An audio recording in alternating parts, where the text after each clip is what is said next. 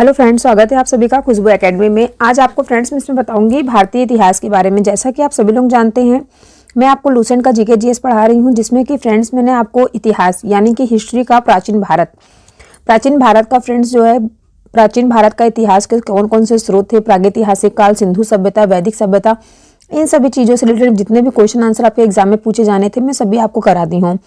और जो आपकी क्लास है फ्रेंड्स, ये तो आप सभी को पता है ना, बीपीएससी के लिए ऑल टीचर्स एग्जाम के लिए चल रही है। ठीक है, कोई भी आप टीचर एग्जाम की तैयारी कर रहे हो तो उसमें आपका जो है हिस्ट्री, प्राचीन इतिहास हो गया, मध्यकालीन भारत हो गया, आधुनिक भारत हो गया, विश्व का इतिहास हो गया, ये सभी वेरी मोस्ट इंपॉर्टेंट है। तो मैं एक एक करके आपको सब कुछ पढ़ा रही हूँ। ठीक है, तो जैसा कि आप लोग जानते हैं, मैंने प्राचीन भारत जो है क्लास कंप्लीट हो गया है, और आज की क्लास में फ्रेंड्स मेरा जहाँ तक मानना है कि मध्यकालीन भारत जो है मैं कंप्लीट करा दूंगी।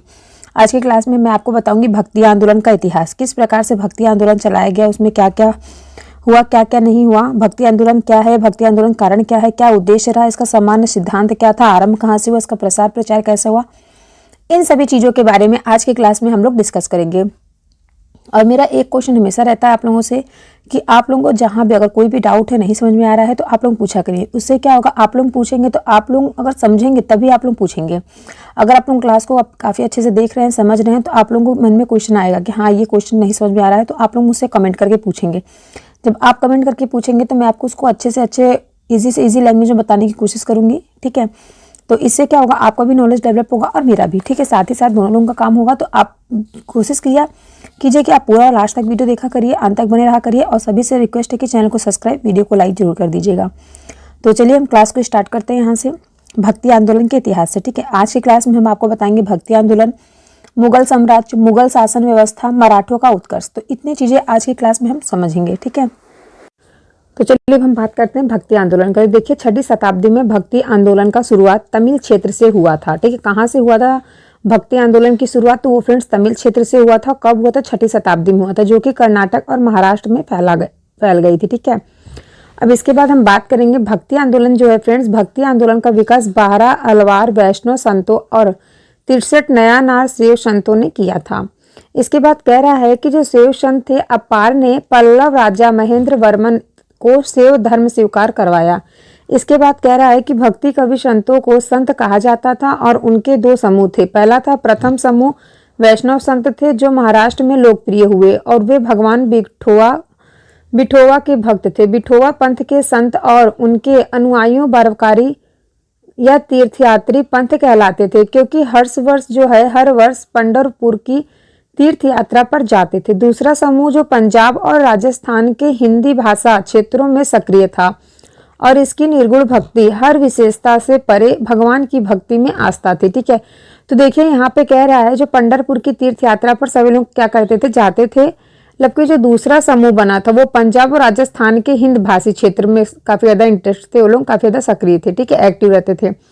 इसके बाद जो इसकी निर्गुण भक्ति थी, वो हर विशेषता से परे भगवान की भक्ति में आस्था करते थे वो लोग। तो आज की क्लास में देखिए फ्रेंड्स, अभी तक मैंने आपको क्या बताया, मैंने ये बताया कि 6वीं शताब्दी में भक्ति आंदोलन की शुरुआत हुई, जो कि कहाँ, तमिल क्षेत्र से इसकी शुरुआत हुई, जो कि कर्नाटक और महाराष्ट्र में फैल गई थी। उसके बाद क्या मैंने आपको बताया कि जो भक्ति आंदोलन का विकास है, वो 12 अलवार वैष्णव संतों और 63 नयानार शैव संतों से हुआ था। तो फ्रेंड्स देखिए, यहाँ पे आप वैष्णव समझ रहे, वैष्णव मतलब फ्रेंड्स होता है कि विष्णु भगवान के धर्म से। ठीक है, और नेक्स्ट मैंने आपको बताया शैव, यहाँ पे जो शैव भगवान दिया गया है, शैव संतों यानी कि शिव भक्ति से। ठीक है, ये शिव भक्ति से रिलेटेड है। ओके, आपको यहाँ पे समझ में आ गया। अब इसके आगे हम बढ़ते हैं। यहाँ तक आपको समझ में आ गया, कमेंट करके बताइए। अगर कोई डाउट है तो कमेंट करके पूछ लीजिएगा। तो देखिए, नेक्स्ट कह रहा है कि भक्ति आंदोलन को दक्षिण भारत से उत्तर भारत में रामानंद के द्वारा लाया गया था। अब देखिए, यहाँ भी क्वेश्चन आपका बनता है कि भक्ति आंदोलन जो है वो दक्षिण भारत से उत्तर भारत किसने लाया था। तो ये फ्रेंड्स जो है, ये रामानंद के द्वारा ये दक्षिण भारत से उत्तर भारत में इसका प्रचार प्रसार हुआ और लाया गया था। नेक्स्ट कह रहा है कि बंगाल में कृष्ण भक्ति की प्रारंभिक प्रतिपादकों के विद्यापति ठाकुर में चंडीदास थे। नेक्स्ट कह रहा है कि रामानंद की शिक्षा से दो संप्रदाय का प्रादुर्भाव हुआ, जो कि सगुण जो पुनर्जन्म में विश्वास रखता था, और निर्गुण जो भगवान के निराकार रूप को पूजता था। इसके बाद फ्रेंड्स नेक्स्ट कह रहा है कि सगुण जो है, सगुण संप्रदाय के सबसे प्रसिद्ध व्याख्याताओं में थे तुलसीदास, नाभादास और जैसे राम भक्त, और निम्बार्क, बल्लभाचार्य, चैतन्य सूरदास और मीराबाई जैसे कृष्ण भक्त। तो देखिए यहाँ पे राम भक्त किसको किसको बताया है, नाभा दास को और तुलसीदास। ये दोनों कौन थे, राम भक्त थे, जो राम जी के उपासक थे, राम जी को पूजा करने वाले थे। नेक्स्ट इन्होंने बताया कृष्ण भक्त। कृष्ण भक्त कौन कौन थे, निम्बार्क, वल्लभाचार्य, चैतन्य, सूरदास और मीराबाई। ये सभी कौन थे, सब कृष्ण जी के भक्त थे। ठीक है, जैसे कि मैंने भी आपको बताया ना, शिव भक्ति और विष्णु भक्ति से। नेक्स्ट है दिया गया है, निर्गुण संप्रदाय के सभी प्रसिद्ध प्रतिनिधि थे कबीर, जिन्हें भावी उत्तर भारतीय पंथों का आध्यात्मिक गुरु माना जाता है। तो भारतीय पंथों का आध्यात्मिक गुरु किसे माना जाता है, कबीरदास को माना जाता है, जिन्होंने क्या किया था, निर्गुण संप्रदाय के सबसे प्रसिद्ध प्रतिनिधि थे कौन, कबीर। ठीक है, तो यहाँ तक समझ में आया। अब नेक्स्ट आगे बढ़ते हैं हम लोग। नेक्स्ट देखिए फ्रेंड्स, यहाँ पे दिया गया है कि शंकराचार्य के अद्वैत दर्शन के विरोध में दक्षिण में वैष्णव संतों द्वारा 4 मतों की स्थापना की गई थी। नेक्स्ट कह रहा है दक्षिण में वैष्णव संतों द्वारा स्थापित 4 मत है। पहला है श्री संप्रदाय। जो श्री संप्रदाय है फ्रेंड्स, ये जो है रामानुचार्य जी से रिलेट है, और जो विशिष्ट देववाद को स्थापित करता है। ठीक है, इसके बाद नेक्स्ट कह रहा है ब्रह्म संप्रदाय, जो कि माधवाचार्य से है और द्वैतवाद है। उसके बाद कह रहा है रुद्र संप्रदाय, जो कि विष्णु स्वामी से है और कौन है, शुद्ध देववाद है। लास्ट कह रहा है चौथा है सनकादि संप्रदाय, जो कि निम्बकाचार्य से है, जो द्वैतवादा है। ओके, द्वैतवादा है। इसके बाद नेक्स्ट फ्रेंड्स देखिए, यहाँ पे कह रहा है भक्ति आंदोलन के संत। कौन कौन से भक्ति आंदोलन के संत रहे हैं, तो सबसे पहले यहाँ बात होती है रामानुजाचार्य जी की। ये फ्रेंड्स जो है ये 11वीं शताब्दी, इन्होंने राम को अपना आराध्य माना। इनका जन्म जो है 1017 ईस्वी में मद्रास के निकट पेरुम्बर नामक स्थान पर हुआ था। अब देखिए यहाँ पे 1137 ईस्वी में इनकी मृत्यु हो गई थी। रामानुज ने क्या किया था, वेदांत में प्रशिक्षण अपने गुरु कांचीपुरम के यादव प्रकाश से प्राप्त किया था। अब देखिए यहाँ पे तो मैंने आपको रामानुजाचार्य के बारे में बता दिया। अब मैं यहाँ पे आपको बताऊंगी रामानंद के बारे में। तो देखिए रामानंद का जो जन्म है वो 1299 ईस्वी में हुआ था, जो कि कहाँ पे हुआ था, प्रयाग में हुआ था। ठीक है, और इनकी शिक्षा जो है वो प्रयाग तथा वाराणसी में हुई, और इन्होंने अपना संप्रदाय सभी जातियों के लिए खोल दिया था।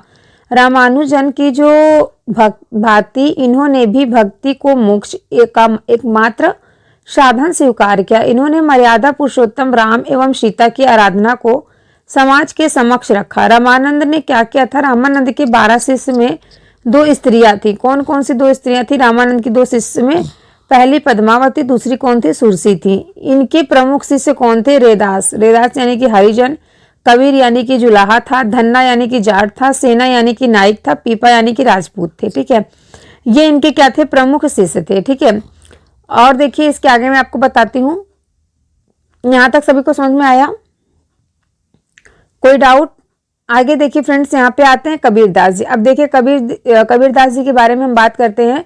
कबीरदास जी का जो जन्म है वो 1440 ईस्वी में हुआ था, जो कि विवाद में है कि मतलब उनका जन्म कब हुआ था। तो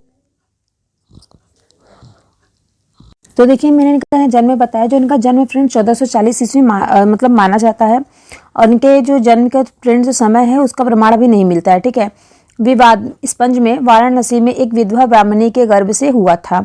लोक लज्जा के भय से उसने नवजात शिशु को वाराणसी में लहरतारा के पास एक तालाब के समीप छोड़ दिया था, जो कि जुलाहा नीरू तथा उसकी पत्नी नीमा इस नवजात शिशु को अपने घर ले आए थे। ठीक है, इस बालक का नाम क्या रखा गया था, कबीर रखा गया था। इन्होंने राम, रहीम, हजरत, अल्लाह आदि को एक ईश्वर के अनेक रूप माने हैं, और इन्होंने क्या किया था, जाति प्रथा, धार्मिक कर्मकांड, बाह्य आडंबर, मूर्ति पूजा, जप तप, अवतारवाद आदि का घोर विरोध करते हुए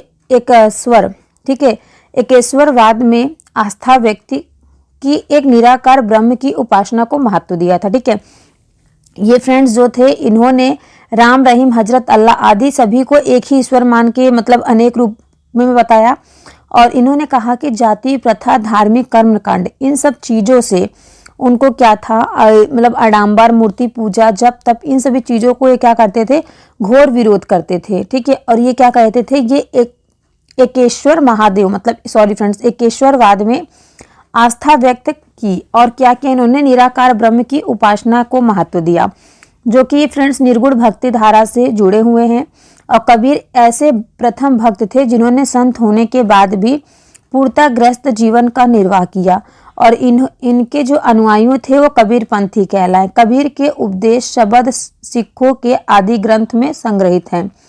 कबीर की वाणी का जो संग्रह है वो है बीजक। ठीक है, बीजक में फ्रेंड्स उन्होंने शबद रामायणी शबद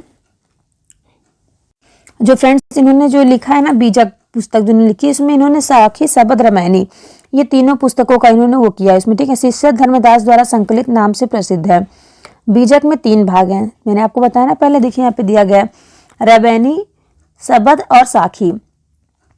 उनकी जो भाषा को सदुक्कड़ी कहा जाता था और इनमें जो है ब्रज भाषा, अवधी एवं राजस्थानी भाषा के शब्द पाए जाते हैं। कबीरदास की जो मृत्यु है फ्रेंड्स 1510 ईस्वी में मगहर में हुई थी। इनका जन्म कहाँ हुआ था फ्रेंड्स? वाराणसी में एक विधवा ब्राह्मणी के गर्भ से हुआ था। ठीक है, जो कि लोक लज्जा के भय से उन्होंने क्या किया था, इनको वाराणसी के पास एक तालाब में, लहर तारा नामक जो तालाब है उस तालाब में क्या किया था, इनको छोड़ दिया था।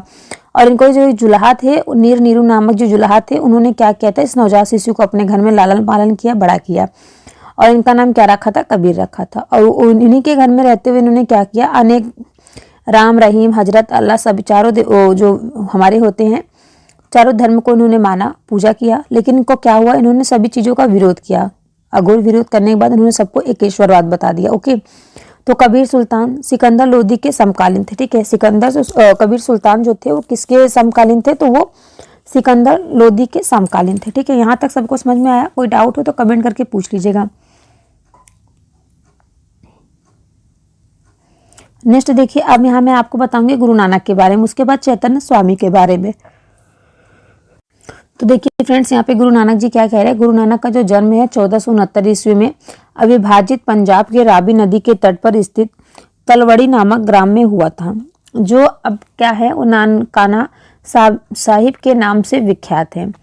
और उनकी माता का नाम क्या था? तृप्ता देवी था और पिता का नाम क्या था? कालूराम था।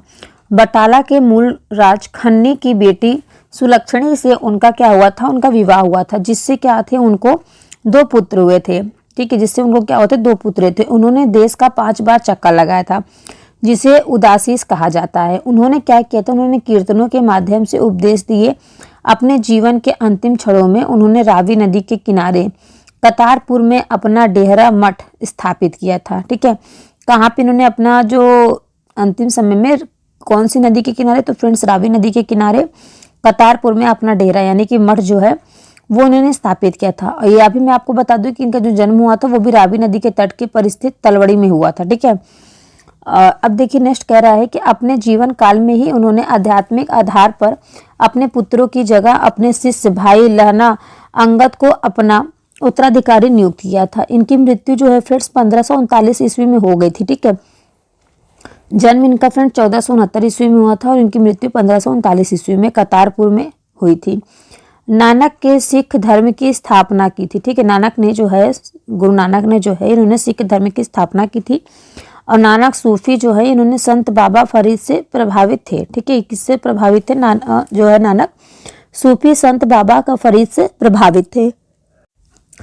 नेक्स्ट कह रहा है फ्रेंड्स, यहाँ पे बात होगी चैतन्य स्वामी के बारे में। तो चैतन्य स्वामी का जो जन्म है 1486 ईस्वी में नवद्वीप बंगाल के मायापुर गांव में हुआ था और इनके पिता का नाम जगन्नाथ मिश्रा एवं माता का नाम सची देवी था।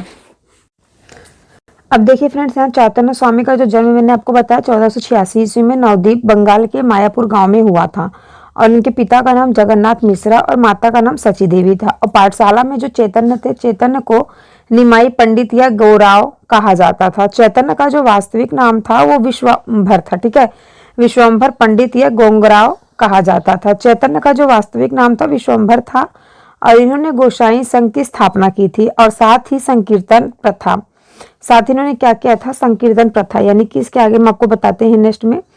तो देखिए, हमने संकीर्तन प्रथा को जन्म दिया था और इनके जो दार्शनिक थे वो सिद्धांत को अचित भेदभाव के नाम से जाना जाता था। सन्यासी बनने के बाद इन्होंने क्या किया, बंगाल छोड़कर पुरी यानी कि उड़ीसा जो है चले गए थे, जहां उन्होंने 2 दशक तक भगवान जगन्नाथ की उपासना की थी और इनकी मृत्यु जो है फ्रेंड्स 1533 ईस्वी में हो गई थी। ठीक है, तो देखिए मैंने आपको इनका जन्म बताया ना, इनका जन्म कब हुआ था? तो इनका जन्म देखिए फ्रेंड 1486 ईस्वी में नवद्वीप में हुआ था और इनकी मृत्यु जो है फ्रेंड्स 533 ईस्वी में हुई थी। अब देखिए इसके बाद हम बात करेंगे मद बल्लभाचार्य के बारे में, ठीक है। किसके बारे में हम लोग बात करेंगे? मद बल्लभाचार्य के बारे में हम लोग बात करेंगे। तो यहाँ दिया गया है श्रीमद बल्लभाचार्य का जो जन्म है वो 1469 ईस्वी में हो गया था, ठीक है। कहाँ पे हुआ था? चंपारण वाराणसी में हुआ था। और इनके पिता का नाम क्या था? लक्ष्मण भट्ट, तथा माता का नाम क्या था? यल्लल मगरू था। और इनका विवाह जो है महालक्ष्मी के साथ हुआ था। इनके दो पुत्र थे, पहला गोपीनाथ जो कि इनका जन्म कहाँ हुआ था? 1511 ईस्वी में, तथा दूसरे कौन थे? विट्ठलनाथ। विट्ठलनाथ का जन्म 1516 ईस्वी में हुआ था। और इन्होंने गंगा यमुना संगम के समीप औरेला नामक स्थान पर अपना निवास स्थान बनाया। बल्लभाचार्य ने भक्ति साधना पर विशेष जोर दिया था। ये क्वेश्चन देखिए जो बल्लभाचार्य से, ये इंपॉर्टेंट है। बल्लभाचार्य ने क्या किया था? भक्ति साधना पर विशेष जोर दिया था। और इन्होंने ही भक्ति को मोक्ष का साधन भी बताया था। और इन्होंने कहा था कि इनके जो भक्ति मार्गों को पुष्टि मार्ग कहते हैं। सूरदास जो फ्रेंड्स है 1483 ईस्वी में इनका जन्म हुआ था। 1563 ईस्वी में इनकी मृत्यु हो गई थी। इसके बाद जो है बल्लभाचार्य के शिष्य थे, ठीक है। सूरदास जो थे बल्लभाचार्य के शिष्य थे। ओके, इसके बाद नेक्स्ट आते हैं आपके गोस्वामी तुलसीदास जी। देखिए गोस्वामी तुलसीदास जी जो है, इनका जन्म उत्तर प्रदेश के बांदा जिले में राजापुर गांव में 1532 ईस्वी में हुआ था। और इन्होंने ही रामचरितमानस की रचना की थी, ठीक है। इन्होंने किसकी रचना की थी? रामचरितमानस की रचना की थी। और इनकी मृत्यु जो है 1623 ईस्वी में हो गई थी। तुलसीदास जो है फ्रेंड्स, ये मुगल शासक अकबर एवं मेवाड़ के शासक राणा प्रताप के समकालीन थे। तुलसीदास किसके किसके समकालीन थे? मुगल शासक अकबर और मेवाड़ के शासक राणा प्रताप के समकालीन थे। ओके, यहाँ तक सभी को समझ में आया? तो देखिए अभी मैंने आपको श्रीमद बल्लभाचार्य, गोस्वामी तुलसी, चैतन्य स्वामी, गुरु नानक, इसके बाद कबीर जी हो गए। उसके बाद मैंने आपको रामानुजाचार्य, रामानंद के बारे में बताया। इन सभी से रिलेटेड क्वेश्चन आंसर आपके एग्जाम में देखने को मिलेगा, ठीक है।